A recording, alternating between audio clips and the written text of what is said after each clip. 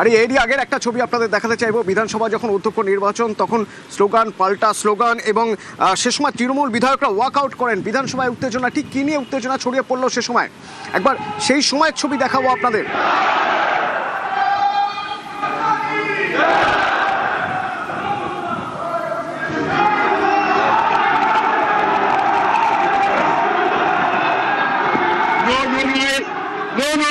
Please take your seat. No, sir. Please take your seat. Please take your seat. No sign. What are you doing? No. Please, national sentence. And seconded by Sri Vishal Rama. The fifth notice of motion is given by Sri Gopal Chandra Saha and seconded by Sri Gauri Shankar. আর এরপর walkout করলেন তৃণমূল বিধায়করা। পারাদীপ আছে আমার সঙ্গে, ঠিক কি হয়েছিল সে সময় পারাদীপ?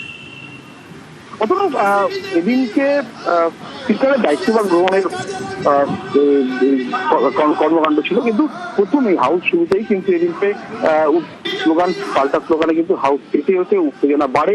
তুমি জানো যে যখনই হাউস শুরু হয়, হাউস শুরুর পরেই কিন্তু এখানে যেটা হলো যে যারা দুই গ্রুপ থেকে জয় শ্রীরাম এবং জয় বাংলা বিধরণের স্লোগান থাকলো, এবং তার পরবর্তী ক্ষেত্রে তৃণমূল কংগ্রেসের অর্থাৎ বিরোধী বেঞ্চে যারা বিধায়করা ছিলেন সেই বিধায়করা কিন্তু ভোট লুট হয়েছে এবং সিআইএসএফ আধা সামরিক বাহিনীকে নিয়ে ভোট লুট হয়েছে, কেন্দ্রীয় বাহিনীকে নিয়ে ভোট লুট হয়েছে, এমন স্লোগান দিতে থাকেন। এবং তারপরে এই ভোট লুটের হয়েছে এই অভিযোগ তুলে যারা বিরোধী বিধায়ক ছিলেন, যারা তৃণমূল কংগ্রেসের যারা বিধায়ক ছিলেন, তারা কিন্তু একটা প্রতীকী ওয়াকআউট করে বেরিয়ে যান। তবে সেই ওয়াকআউটের দায়িত্ব বেশিক্ষণ ছিল না।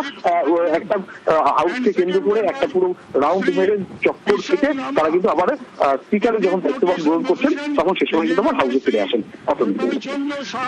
ধন্যবাদ পারাদীপ।